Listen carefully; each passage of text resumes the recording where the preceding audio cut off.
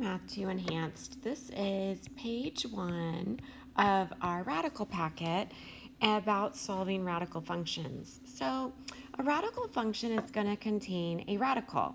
So you're going to see that the ones you and I are going to be working with will have a square root or a cubed root. I think there's 1/4 root problem and maybe a 5th root in there too. We can also have what's called a rational exponent. Rational exponents are fractions, such as something to the 1/2 power or something to the 3/2 power. You and I are going to work with those later, so not in this unit. To solve an equation that has a square root, we are going to, or that has the square root radical, we go ahead and assume the 2 is the index. That's the little number.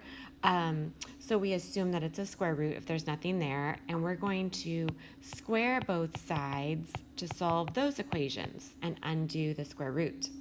To solve a cube root equation, you and I, or if it's got a radical with a little index number of 3, meaning it's a cubed root, you and I are going to cube both sides. Now, whether these equations are going to be on the easy side or the harder side, the steps are the same. You want to make sure that you isolate the radical.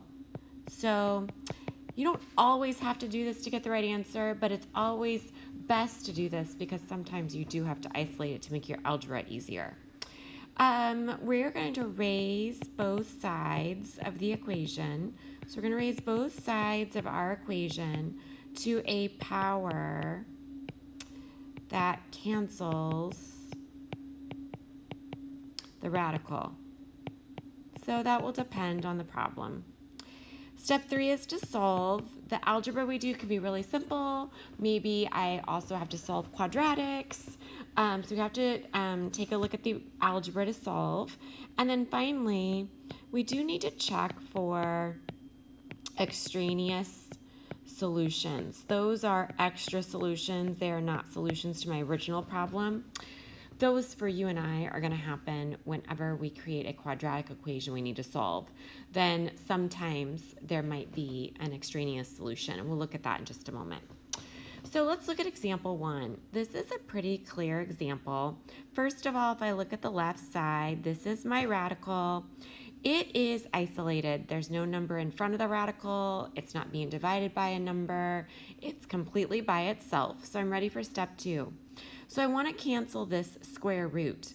In order to cancel the square root, I'm going to square both sides because the square root and my exponent with the power of 2 will cancel each other out. And on the left side, I just get 2x minus 1. Perfect. Completely simplified my equation. And I got to remember to square the right side as well. What you do the left, you have to do the right. And so I get it equal to 64. This is my step 3, pretty straightforward. I have to solve for x. So I'm going to add 1 to both sides. And I get 2x equals 65. I'm now going to divide both sides by 2. And when I do that, I get x equals 32.5. This isn't really the type of problem I have to be too worried about checking my answer. But to self-check it, you're just going to take the 32.5 and plug it back in for x. So to check this, I would do 2 times 32.5. I would subtract 1 and take the square root. And I would see if it's equal to 8. When you do that, you would get square root of 64, which is 8. This does check out. So let's take a look at example 2. Example 2, so the step where I isolate the radical isn't absolutely necessary here. However, it does make your math easier. So I'm going to divide both sides by 2. When I do that, the 2 on the outside of my radical cancels. There's nothing to cancel inside your radical. You've canceled your factor of 2. You're done. So you have the square root of x plus 1 on the left equals 7. So now, step 1 is done, and step 2, raise both sides to a power to cancel the radicals. Since this is a square root, I'm going to be squaring both sides. On the left, the square root and the square cancel, and I get x plus 1 equals 49. And I subtract 1, I get x equals 48. And then You can mentally plug this back in, or you can check. What you want to do is take your 48 and plug it back into the original equation and see if that's equal to 14. You'd get the square root of 49, which is 7, times 2, which is indeed 14.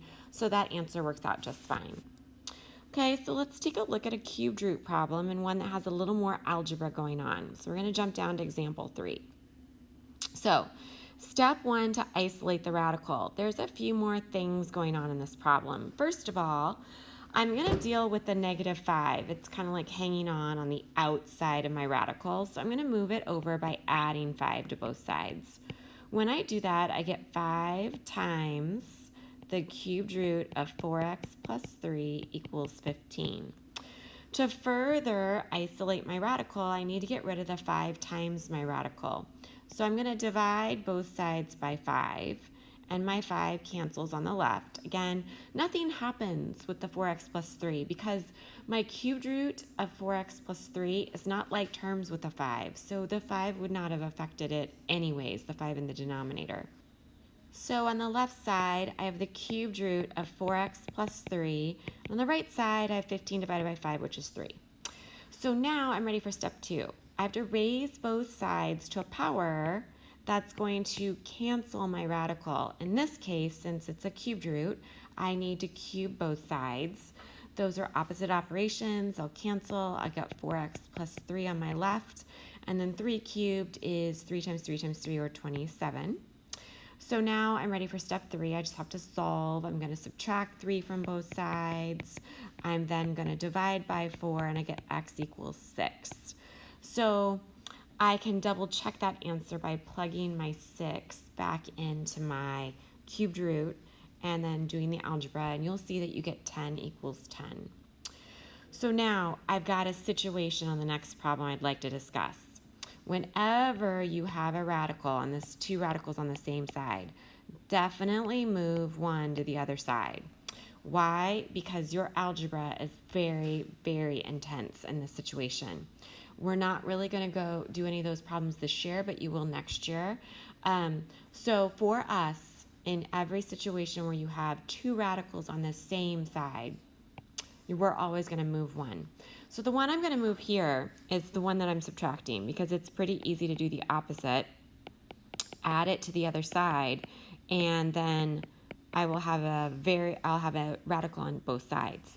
So on this side it cancels, and I just have my radical 35x, square root of 35x. And on this side I now have my 5 times the square root of x plus 2. So now my math actually is super easy.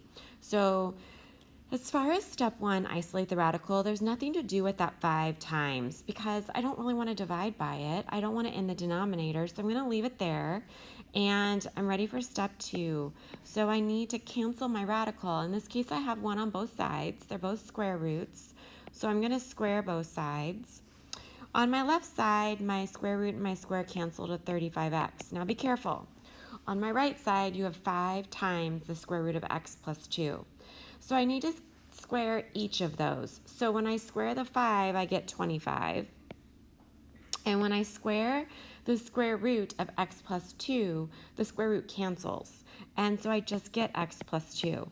Make sure you write parentheses because it's really 25 times x plus 2. You're going to have to remember here to do the distribution property and distribute that 25 to both of those terms. So let's take a look at that. When I do that, on the left side, again, I just have my 35x. On my right side, I have 25x plus 50. Let's subtract 25x from both sides. What do I get then? 10x equals 50. Let's divide both sides by 10. I get x equals 5.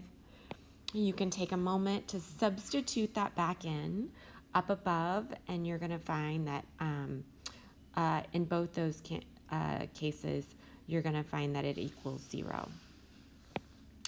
So let's take another quick side look at what just happened there. Let's create like 7 times the square root of x minus 2. If you square this, There's no plus minus in between them. This is not FOIL. It's simply squaring something that you're multiplying. When 7 squared is 49, and x minus 2 squared is x minus 2, or the square root of x minus 2 squared is just x minus 2. I have to remember to keep it in parentheses, so I remember to multiply that 49 times both things inside. That's what we just did in example 4. You'll do more of that in your practice. Okay, you guys, let's go on down and take a look at number 5. So number 5 and 6, both are special cases. You're going to run into them every once in a great while. First of all, number 5 has what we call an extraneous solution. It's just what it sounds like. It's an extra solution. It's a solution that, although you've done your work correctly, it doesn't really make the equation true. It's extra. You got to cross it out. You can't count it as one of the answers. And then we also have situations where sometimes there's just no solution. There is nothing that makes that equation true, and the answer is no solution, even though you might get a number if you solve it. So let's take a look at those two cases. So number 5, first of all, my step 1 is done. My radical is isolated. So now I'm going to square both sides. When you square both sides, you get x plus 18 on the left. And on the right, careful, this is x minus 2 times x minus 2. This is my FOIL or box. I need to remember to multiply it times itself twice. So I get x plus 18 equals x squared minus 4x plus 4. So now this guy has an x squared in it. That's quadratic. And remember, I need to get it set equal to 0 in order to solve something quadratic. I'm going to subtract that x over. I'm going to subtract the 18 over. So 0 equals x squared minus 5x minus 14. Really like my x squared to be positive. That's why I moved everything to the right. This guy factors into a minus 7 and a plus 2. If you remember when we did quadratics, we could use our diamond method. The negative 14 on the top, the negative 5 on the bottom. My side numbers would be negative 7 and a positive 2. I can write them in my parentheses since my a was 1. So now, to solve this, x minus 7 equals 0 gives me an x equals 7. And my x plus 2 equal to 0 gives me x equals negative 2. Now, whenever you create a quadratic in your solving, you probably need to be very careful when you check for extraneous solutions. So now, step 4, I'm going to check the 7 and the negative 2. So let me grab a different color marker here. So I've got the square root of 7 plus 18. I'm trying to see if it's equal to 7 minus 2. So 7 plus 18 is 25. The square root of 25 is 5. 7 minus 2 is also a positive 5. Yep, the 7 checks out. So let me put a box around it. It's one of my answers. Let's go check that negative 2. So I get the square root of negative 2 plus 18. I'm trying to see if it's equal to negative 2 minus 2. On the left side, I get the square root of 16, which is 4. But on the right side, I'm getting a negative 4. Positive 4 does not equal a negative 4. That is not true. That's my not equal symbol. And I'm going to simply cross out the x minus 2. It's not one of my solutions. I wouldn't write it on the solution line. My only answer is x equals 7. That's it. No other answer. So let's take a look at number 6. So step 1, isolating the radical. So when I get ready to isolate the radical, the first thing I'm going to get rid of is the plus 5. I'm going to move it to the other side. And so I get 2 times the square root of x equals negative 4. So right here, technically, you guys, I can stop. The square root of x is never going to be equal to a negative number. I know when we solve quadratics, we do a plus minus, but the square root can't ever be equal to a negative number. So actually, you could stop here. This is a no solution, but let's keep going. So I'm going to divide both sides by 2, and I get the square root of x equals a negative 2. So now my step 2 is to raise both sides to a power to cancel the radical. So I square both sides and I get x equals positive 4. Negative 2 times negative 2 is a positive 4. So now when I go to check it, that doesn't really set off alarm bells alone. That's why you need to be looking for the negative up above. When I check it, I get 2 times the square root of 4 plus 5, and I'm trying to see if that's equal to 1. But the square root of 4 is 2, so I'm really getting 4 plus 5, and 4 plus 5 is 9, and it's not equal to 1. So the x equals 4 doesn't work. So in other words, you guys, there's no solution that will make this one true. There's just no solution. Those problems come up. It's not a problem. There's no solution that makes it true. So thank you very much for watching the video, and good luck on your assignments. Thank you.